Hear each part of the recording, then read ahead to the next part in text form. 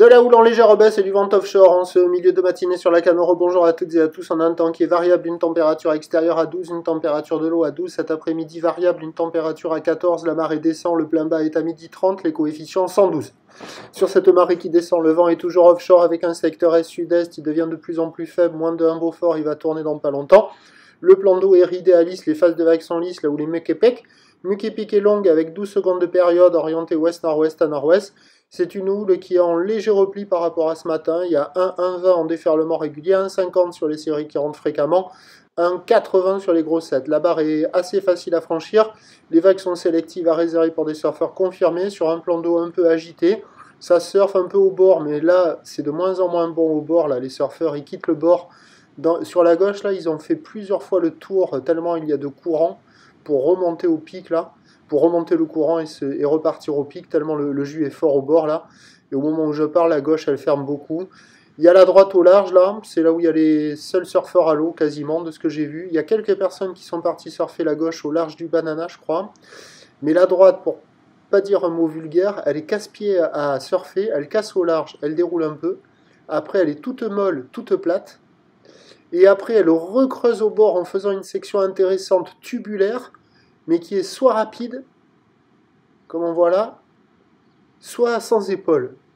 Donc c'est un spot qui pourrait être à surfer, et qu'il est, je pense. Vous voyez là, au large, elle déroule un peu, donc il y a une bonne section à surfer. Après, elle devient toute plate, pas intéressante. Et après, il y a cette section qui recreuse, là, qui titille l'œil, on se dit, hop, ça doit être pas mal là. Mais arriver à être bien placé dans cette section-là, qui lève tout d'un coup, vous voyez là, ce que ça fait, on se dit, waouh, super. Mais à surfer et à attraper là, pas à mon avis, c'est pas évident. Bref, il y a de quoi glisser, mais attention, ça devient un peu trop bas là déjà. Donc les vagues au bord, c'est pas bon.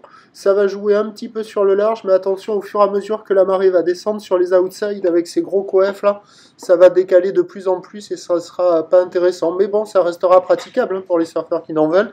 L'évolution pour le reste de la journée, c'est un train de houle qui va baisser à la mi-journée. Donc on a commencé la journée avec la bouée qui a envoyé du 2,50, 2,70 avec 10 à 11 secondes de période.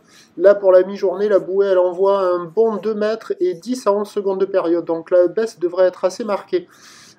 Après, pour le reste de la journée, ça va être en légère atténuation. Pour ce qui est du vent, il va se lever onshore, faible à modéré, et se calmer au fur et à mesure que la marée montera par effet de Malinas.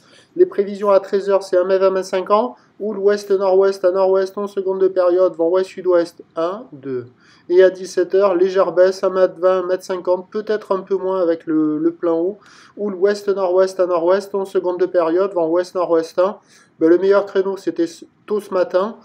Plein bas, ça devrait pas être le meilleur moment, mais ça restera praticable. Et sinon, on aura des conditions d'amélioration en milieu d'après-midi. Prochain point, tout à l'heure.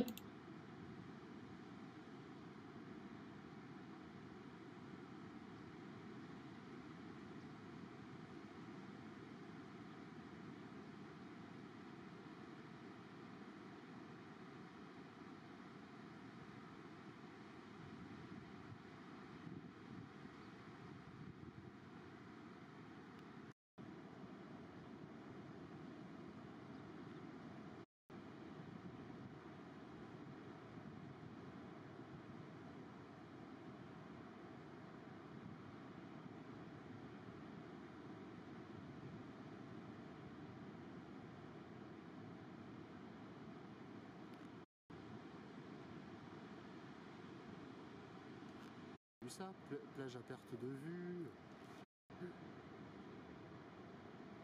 Un putain de droitage.